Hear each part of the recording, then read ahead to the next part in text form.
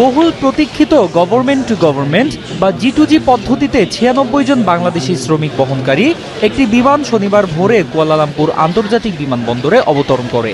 এর মধ্য দিয়ে দীর্ঘ বিরতির পর আবারও G2G পদ্ধতিতে বাংলাদেশ থেকে শ্রমিক নেওয়া শুরু করলো মালয়েশিয়া। এ সময় তাদের স্বাগত জানাতে বিমানবন্দরে উপস্থিত হন মালয়েশিয়ার স্বরাষ্ট্র ও শ্রম মন্ত্রণালয়ের প্রতিনিধি সহ বাংলাদেশ হাই কমিশনের কর্মকর্তারা। সরকারি ব্যবস্থাপনায় মালয়েশিয়ায় আসতে পেরে খুশি বাংলাদেশিরা। আমাদেরকে মালয়েশিয়ায় পাঠানোর জন্য সুব্যবস্থা করেছে এবং অল্প খরচের মাধ্যমে আমরা অনেকেই মালয়েশিয়াতে আসতে পেরেছি। এ সময় বাংলাদেশের রাষ্ট্রদূত হয়রানি ও প্রতারণা এড়াতে শ্রমিকদের যাতে দালালের খপ্পরে পড়তে না হয় সে ব্যাপারে সতর্ক থাকার পরামর্শ দেন।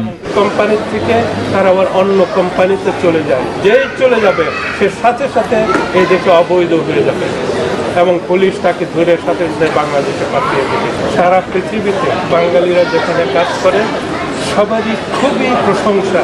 2009 সালে কলিং ভিসা বন্ধ হয়ে গেলে কূটনৈতিক তৎপরতায় 2012 সালে G2G পদ্ধতিতে কর্মী পাঠানোর চুক্তি করে দুদেশের সরকার।